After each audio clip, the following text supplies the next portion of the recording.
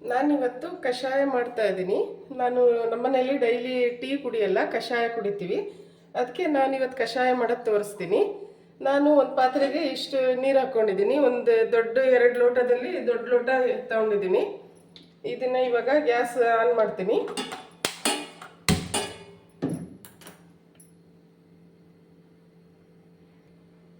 ಇದು ನೀರು ಸ್ವಲ್ಪ ಬಿಸಿ ಆಗಲಿ.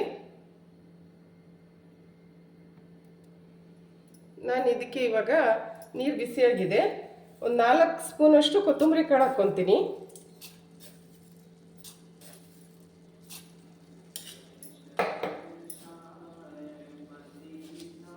1 ಸ್ಪೂನ್ ಜೀರಿಗೆ ಹಾಕ್ಕೊತೀನಿ.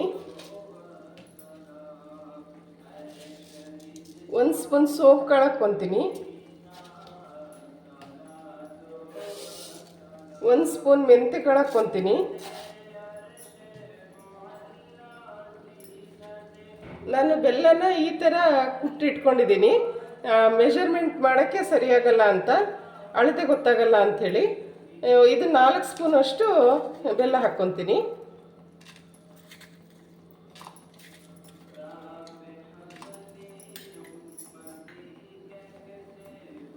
ಆಮೇಲೆ ಇಷ್ಟು ಇದನ್ನು ತೊಗೊಂಡಿದ್ದೀನಿ, ತುಳಸಿ ಎಲೆನ, ಇದನ್ನು ಇದಕ್ಕೆ ಹಾಕ್ಕೊತೀನಿ.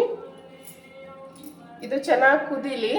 ಚೆನ್ನಾಗಿ ಕುಡಿದು ಇದು ಏನು ನೀರು ತಗೊಂಡಿದ್ದೀವೋ ಇದು ಅರ್ಧ ಆಗಬೇಕು, ಅಲ್ಲಿ ತನಕ ಚೆನ್ನಾಗಿ ಕುದಿಸ್ಕೊಳ್ಳೋಣ. ಇದಕ್ಕೆ ನಾನು ಶುಂಠಿನೂ ಹಾಕ್ಕೊಂಡಿರ್ತೀನಿ. ಇಷ್ಟು ಒಂದು 1.5 ಇಂಚಷ್ಟು ಇದೆ ಅನಿಸುತ್ತೆ. ಇದನ್ನು ನೀಟಾಗಿ ಈ ಥರ ಹೆಚ್ಕೊಂಡಿದ್ದೀನಿ. ಇದನ್ನು ಹಾಕ್ಕೊತೀನಿ ಇದಕ್ಕೆ. ಇದನ್ನ ಇವಾಗ ಚೆನ್ನಾಗಿ ಕುದಿಸ್ಕೊಳ್ಳೋಣ. ಇದು ಇವಾಗ ಕುದಿಯೋಕ್ಕೆ ಸ್ಟಾರ್ಟ್ ಆಗಿದೆ. ಈ ಥರ ಚೆನ್ನಾಗಿ ಕುದ್ದು ಈ ಏನು ನೀರಿದೆಯೋ ಇದು ಅರ್ಧ ಆಗೋವಷ್ಟು ಕುದಿಸ್ಕೊಳ್ಳೋಣ.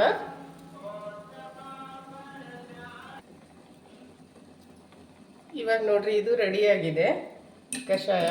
ಇಷ್ಟ ಆಗಿದೆ. ಇವಾಗ ಇದನ್ನು ಸೋಸ್ಕೊಳ್ಳೋಣ.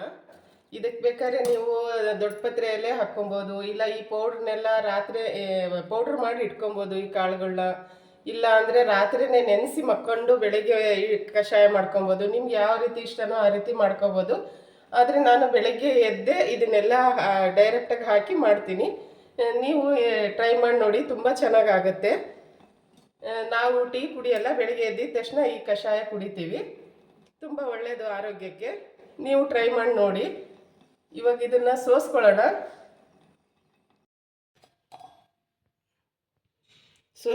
ಇದನ್ನು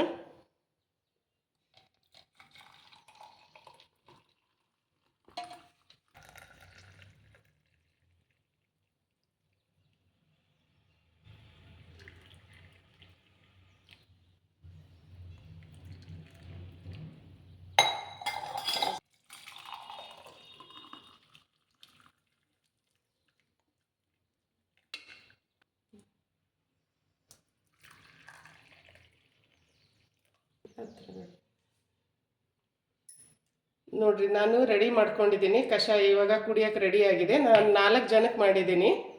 ತುಂಬ ಚೆನ್ನಾಗಾಗುತ್ತೆ. ನೀವು ಟ್ರೈ ಮಾಡಿ ನೋಡಿ. ಕಹಿ ಏನಾಗಲ್ಲ, ಇಷ್ಟ ಆಗುತ್ತೆ.